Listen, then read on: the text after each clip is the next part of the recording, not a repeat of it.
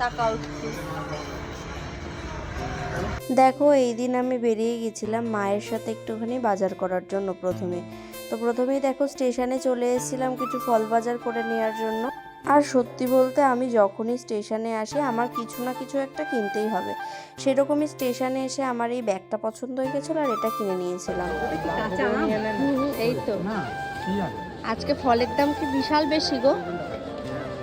ফলের দাম না না, এইসব ফলের দাম বাড়ে না, ফলের দাম একই থাকে। তখন থেকে চা খাচ্ছে, চা খাওয়া এর বন্ধই হচ্ছে না। আরে চলো, বউকে আনতে যাবা, চলো চলো চলো, এই লগ্নে তোমারও একটা বিয়ে দিয়ে দেবো। দেখো এত দূর এসে চাঁদপাড়ায় ঢুকতে যাচ্ছে, এখন থেকে এইখানে রাস্তা ঠিক হচ্ছে, যাওয়ার কোনো রকমের পজিশন নেই। এই আমাদের দিনকার আমরা বেরিয়েছিলাম, এই দিন ছিল 14ই ফেব্রুয়ারি। আমরা কোথায় যাব, কি করব, কি খাবো, কোনো রকমের ডিসিশনই আমরা নিয়ে বেরোইনি। শুধু বলেছি যে আগে বেরোই, তারপরে যেখানে মনে হবে সেখানেই যাব। তো কোথায় গেছি আর কি করেছি সেটা দেখার জন্য স্কিপ করে গেলে একেবারেই চলবে না। পুরো ব্লগটা কিন্তু তোমরা কন্টিনিউ করতে থাকো। দেখো সবাই ভ্যালেন্টাইন্স ডে জ্যাম পড়েছে ঠাকুরনগরে। হ্যাঁ, ডালাটা ভ্যালেন্টাইন্স ডে করতে পারবে। হ্যাঁ আচ্ছা ঠিক আছে। ফোনটা আমি এই জন্যই কিনেছি, সবার ভিডিও করে দেওয়ার জন্য। আর এই দিন যে তোমরা দেখছো, এই দিনের আগের দিন আমার দিদির সাথে হয়েছিল আমার মারাত্মক লেভেলের মানে মনোমালিন্য, যাকে বলতে পারো ঝামেলা বলবো না। তো সেই কারণে আমার নিজের মন ভালো লাগছিল না, আর একটু তো নিজেকে খুশি রাখতেই হবে। সেই কারণে রাজদীপ আমাকে বললো যে চল তোকে ঘুরিয়ে নিয়ে আসি। তো সেরকমই দেখো এটা চলে এসেছিলাম কিন্তু আমরা কালিদির হোটেলে, কালিদির বিরিয়ানি খেতে।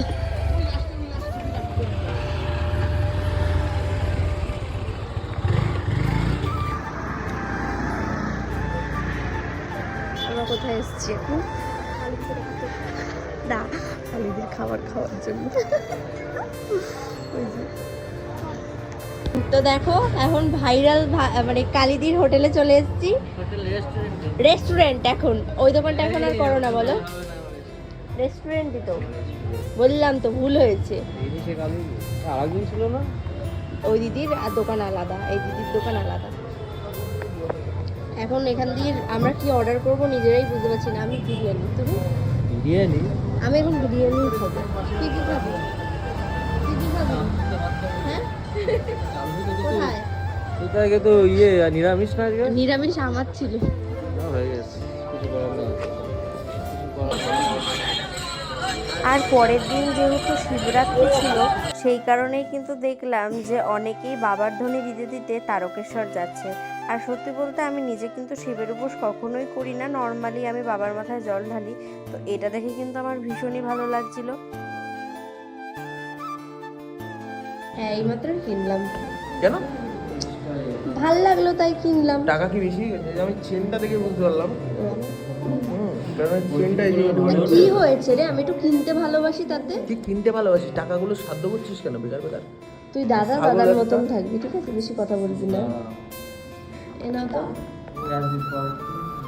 তো মারতে পারছি না, মানে ও আমাকে মারে সবসময়, প্রতিনিয়ত টর্চার করে। কারণ নেই দুদিন পরে ব্যাগগুলো সব এতে পড়ে থাকবে।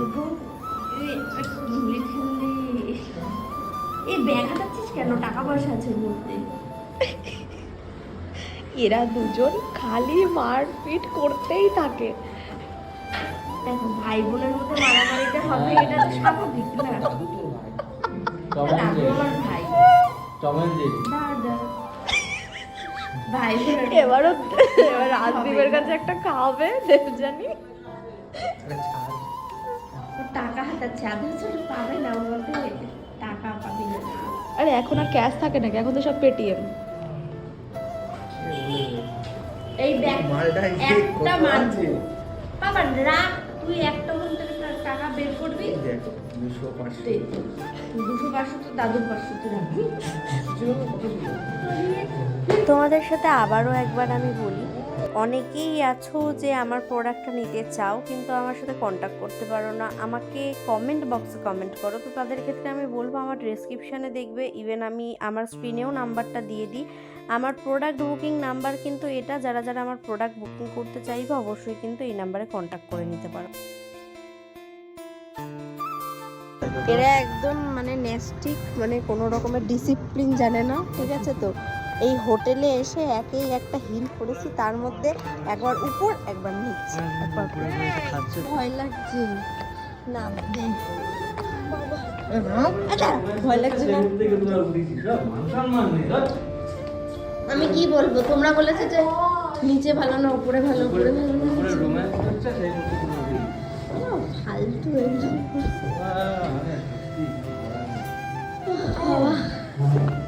চলে এসছে ক্রিসপি চিকেন, এটা ক্রিসপি। আচ্ছা খেতে দে তো, এই একা একা খাস না, একটু খেয়ে দেখি। কালীদের হোটেলের খাবার বলে বলতে হবে। খেতে দে একটা, খেয়ে দেখি একটা। দেখো গাইজ, আমি এটা খেতে যাচ্ছি, খেতে প্রথম।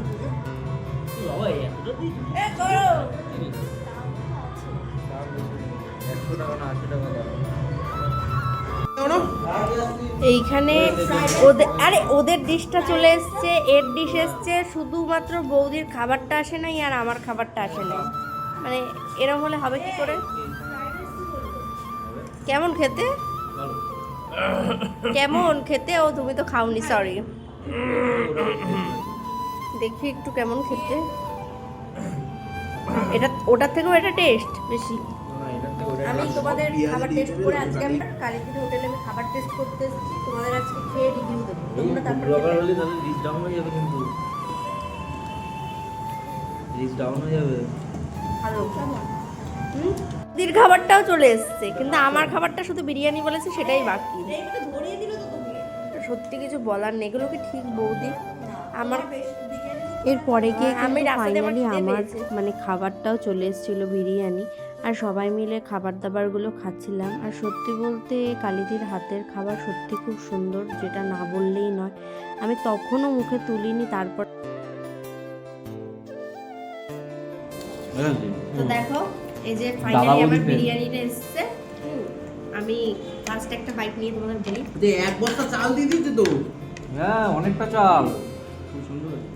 দারুণ বিরিয়ানিটা, সত্যি খুব সুন্দর, আর কোয়ান্টিটিও অনেক বেশি। আরে এ তো 4 জনের খাবার একসাথে দিয়ে দিয়েছে। অনেক বেশি। তোমার খেতে এসে চলে আসবা কালীদি হোটেলে। এই যে না, অবশ্যই আলু এসো। আলু দিয়ে দিয়েছে হাফ করে। ডিম কই? যাই না। মুরগি ডিম পারেন? এটা সাইড কর। মুরগি আগে অসুস্থ, মুরগি আজ আমরা পোলিও হয়েছে। আর এরপরে দেখো আমরা খাওয়া দাওয়া করে বেরিয়েছিলাম বাড়ি যাওয়ার জন্য, কারণ এদিকে আসার সময় তেমন একটা ঠান্ডা লাগছিল না, এরপর লাগছিল ভীষণ ঠান্ডা।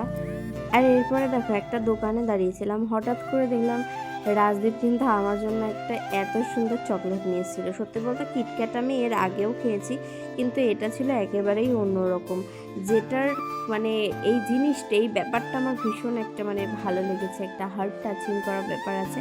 আর যাই হোক, ভালোবাসার দিন আমি সেদিন বলবো না, কারণ 14ই ফেব্রুয়ারি আমাদের জন্য খুবই স্মরণীয় একটা দিন, যেটা আমরা ব্ল্যাক ডে হিসেবে পালন করি। আর সেই কারণে কিন্তু কোনো ধরনের গোলাপ ঠোলাপ কিছুই দেয়নি, তবুও ভালোবেসে দিয়েছে, না নিলে তো নয়। এরপরে কিন্তু চকলেট দুটো আমি আমার ঝোলার ভিতরে ভরে নিলাম, আর এরপরে কিন্তু আমি খুশি খুশি হয়ে বাড়িতে চলে এসেছিলাম। এখন বাজে কটা? রাত 11:33। রাতের বেলাতে এনারা দুজন এসছে আমাদের বাড়িতে ভ্যালেন্টাইন্স ডে মানাতে। কালকে ওনাদের এক পক্ষের স্বামীর আইবুড়ো ভাত, তাই জন্য মানে ওনাদের অনেকগুলো বর আছে দুজনেরই। কালকে তোমাদের সাথে এই ব্লগটা শেয়ার করব। আজকের ব্লগটা এখানেই স্টপ রাখছি, দেখা হচ্ছে নেক্সট ব্লগে।